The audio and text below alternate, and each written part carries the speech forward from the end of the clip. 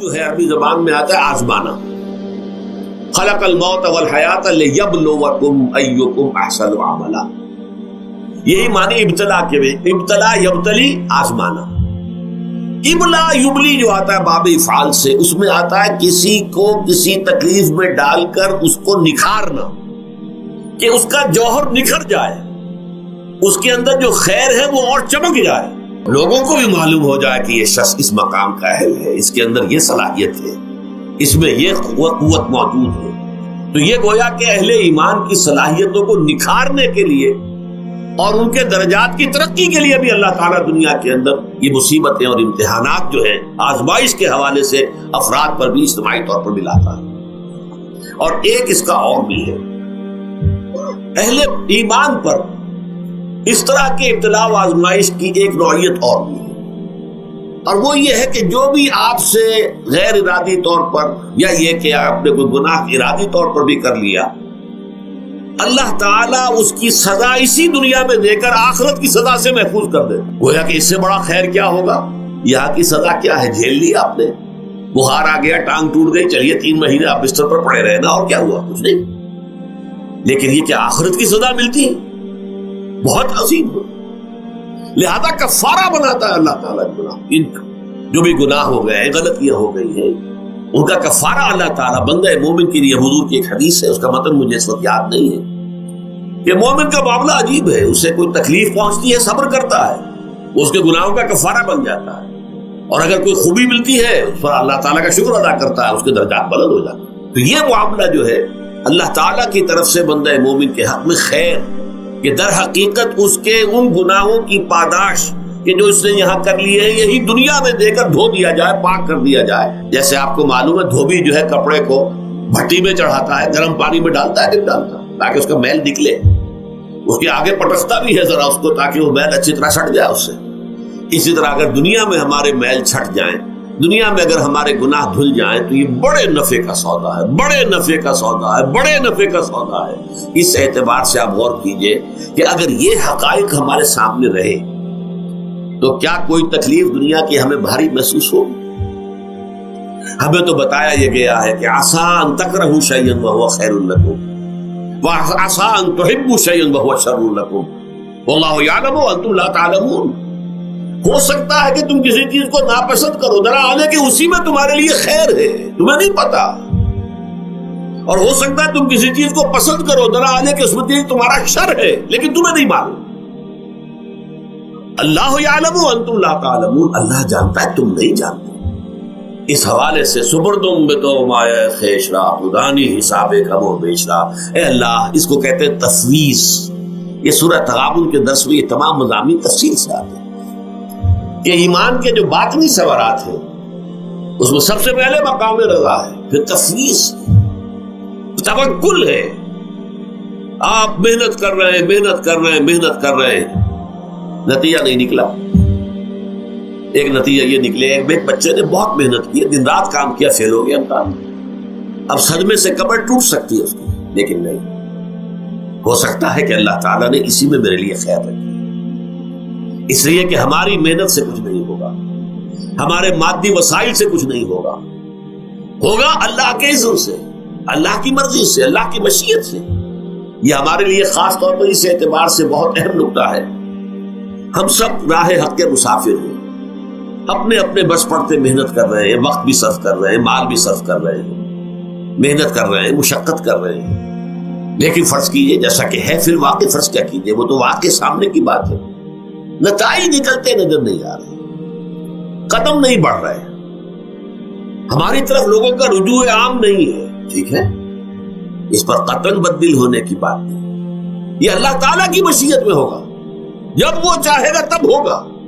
ہمارا کام یہ کہ اپنا فرض ادا کیے چلے گا بس, اور نتیجے سے بالکل ذہن کو اپنے منقطع کر لیں, ذہن کا کوئی تعلق آپ کے نتیجے کے ساتھ نہ رہے. یہ جب تک کیفیت ہماری نہیں ہوگی, ہم اس راہ پر استقامت اور مدام اس پر محنت اور جد و جہد کرنا جو ہے وہ ہمارے لیے ممکن نہیں رہے. اس کے لیے میں اگر آپ کے سامنے رکھوں معاملہ کہ حضور صلی اللہ علیہ وسلم کے جو پہلے 10 برس ہیں, جب سے آپ کو آغاز ہوا ہے وحی کا، دن رات کی محنت، شدید مشقت، یہاں تک کہ اللہ بھی روک رہا ہے نبی آپ اپنے آپ کو ہلاک کر لیں گے، لعلک باخع نفسک الا یکونوا مؤمنین، کیا آپ اپنے آپ کو اس صدمے میں ہلاک کر لیں گے؟ یہ ایمان نہیں لا رہے، اس قدر صدمہ۔ لیکن اس کے ساتھ یہ ہے، یہ نہیں ہے کہ نتیجہ نہیں نکل رہا تو کام چھوڑ کے بیٹھ جائے، نہیں، معاذ اللہ معاذ اللہ، نتیجہ نہ نکلے تو حضرت نوح علیہ السلام کی عمر بھی اگر حضور کی ہوتی 950 برس بھی حضور دعوت دیتے تھے، آپ کا کام تھا، آپ کا فرض تھا۔ حضرت نوح علیہ السلام بھی تو آخر اللہ کے ایک بندے تھے، اللہ کے رسول تھے، 950 برس تک دعوت دی۔ فَلَبِثَ فِيهِمْ أَلْفَ سَنَةٍ إِلَّا 50 عَامًا، یہ تو ہم مانتے ہی نا، اگر قرآن کے اندر نص قطعی صریح الفاظ نہ ہوتے کہ 950 برس تک رہے، ورنہ یہ بات سمجھ سے بالا تر ہے۔ عام طور پر معلوم ہوتا ہے کہ اس دور میں ابھی عمر زیادہ تھی لوگ۔ بہرحال جو میں نے عرض کیا تھا کہ دکھ جس سے انسان متاثر ہوتا ہے اس کی ایک قسم وہ ہے کہ جو ہمارے ارادہ اور اختیار سے باہر، اللہ کی مشیت سے، اللہ کے اذن سے، اللہ کی مرضی سے آتا ہے، اس کے لیے ہمارا کام صرف برداشت ہے۔ جو شے بھی ہمیں برداشت کی صلاحیت عطا کر دے وہی اس کا علاج ہے۔ جیسے آپ کو معلوم ہے کہ بخار بہت تیز چڑھا ہوا ہے، اس کی دوا نہیں ہے اسپرین یا کوئی اور پیراسیٹامول، بخار کی شدت کو کم کر دے، وہ کوئی علاج نہیں ہے۔ علاج تو ہوگا اگر معلوم ہو کہ کون سے جراثیم ہے، کس کی وجہ سے ہے، اس کا صحیح اینٹی بایوٹک کون سا ہے، وہ علاج ہوگا۔ یہ علاج نہیں ہے، لیکن اس کی شدت کی کمی اور اس کے اندر جو احساس ہے جھیل جانے کا، وہ انسان کے لیے آسان ہو جاتا۔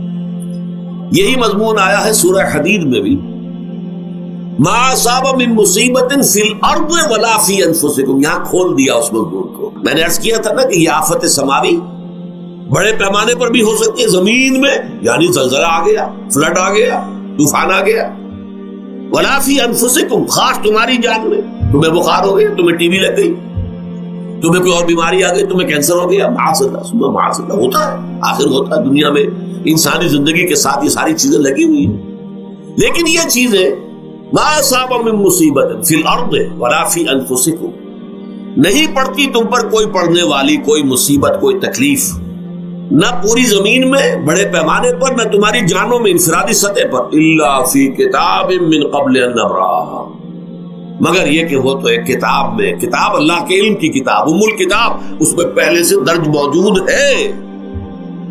یہ الٹ اپ نہیں ہو گیا، یہ اچانک نہیں ہو گیا۔ آپ اچانک سمجھتے ہیں کہ صاحب میں تو جا رہا تھا، اچانک ٹرک نے آ کے مجھے دھکا مار دیا۔ اچانک کوئی شے یہاں نہیں ہوتی، اس کائنات میں پتہ تک نہیں ہلتا جب تک کہ اس نے رب نہ ہو۔ اچانک کا کیا سوال؟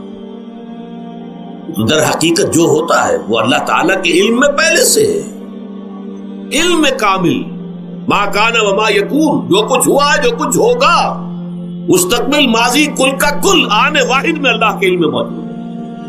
لہذا یہاں اچانک کچھ نہیں ہوتا، جو بھی آیا ہے اللہ کے علم سے آیا، اور یہ پہلے سے اللہ کے علم کے اندر موجود تھا، لکھا ہوا تھا، الا فی کتاب من قبل ان نبرأھا ان ذلک علی اللہ یسیر۔ یہ تمہیں تو مشکل نظر آئے گا لیکن اللہ پر بڑا آسان ہے، اللہ کا علم کامل، ما کانا ما یکون کو حاوی ہے۔ لیکن لا تاسوا علی ما فاتکم، تاکہ تم افسوس نہ کیا کرو ان چیزوں پر جو تم سے چھوٹ جائیں، جاتی رہے، چھن جائیں۔ کوئی موقع تھا ہاتھ سے نکل گیا، کوئی دولت تھی اس پر ڈاکہ پڑ گیا، کوئی اور مصیبت ہے وہ آ گئی، کوئی عزیز فوت ہو گیا، اکلوتا بیٹا تھا فوت ہو گیا، وغیرہ وغیرہ۔ ما فاتکم، فات سے ہی فوتیدگی ہے نا، جو شے بھی نکل جائے، چلی جائے، ہاتھ سے جاتی رہے، چاہے وہ کوئی آپ کا عزیز تھا جو فوت ہو گیا تو آپ کے ہاتھ سے نکل گیا، یا کوئی مال تھا جو آپ کے قبضے سے نکل گیا، ڈاکہ پڑ گیا، چوری ہو گئی، نقصان ہو گیا کاروبار میں بہت بڑا، اس پر افسوس نہ کیا کرو۔ اگر افسوس کرو گے تو اس کا مطلب کیا ہوگا کہ تمہیں اللہ پر اعتماد نہیں ہے، یا تم سمجھتے ہو کہ اللہ کے سوا بھی کوئی ہے جو یہ کام کر سکتا۔ کائنات میں تو ایک ہی کی مرضی چلتی ہے، وہ ہے اللہ۔ لہذا اگرچہ وہ کسی کے ذریعے سے تکلیف آپ کو پہنچی ہے، کسی نے آپ کو پتھر مارا ہے، وہ پتھر ہو سکتا ہے آپ کو نہ لگتا، لگ گیا ہے تو اللہ کے فیصلے سے لگا ہے، اس کا باپ بھی نہیں پتھر مار سکتا آپ کو اگر اللہ کا اذن نہ ہو. لہذا آپ پتھر مارنے والے کو بھی مجرم سمجھیے، ٹھیک ہے، اس سے بھی قصاص لینے کا آپ کو حق ہے، لیکن یہ جان لیجئے کہ جو آیا ہے پتھر وہ اذن رب سے آیا. اب ظاہر بات ہے کہ اگر یہ کیفیت ہوگی تو غصہ اتنا نہیں ہوگا اس شخص پر کہ جس نے یہ کام کیا ہے، بلکہ ہو سکتا ہے آدمی مسکرا کے رہ جائے. جیسے کہ وہ میں واقعہ سناتا رہا ہوں اپنے دروس میں کہ ایک درویش میرے ساتھ بھی جا رہا تھا، جو رب کرے سو ہو، جو رب کرے سو ہو، جو رب کرے سو ہو. کسی شخص نے پتھر اٹھا کر دے مارا، اس کے سر پہ لگ گیا کہ اس نے پیچھے پلٹ کر دیکھا کس نے مارا. اس نے کہا مجھے کیا دیکھتے ہو، جو رب کرے سو ہو، یہ تو رب کے مارے سے. اس نے کہا مجھے تو یہ پتھر رب کے مارے ہی لگا ہے، لیکن میں دیکھ یہ رہا تھا بیچ میں کس کا منہ کالا ہو گیا، اپنے لیے کس نے ایک گناہ کما لیا، اپنے لیے کس نے ایک مصیبت جو ہے وہ مول لے لی، وہ بیچ میں تم آ گئے ہو. پتھر اللہ کی طرف سے آیا ہے، لیکن اس کا عذاب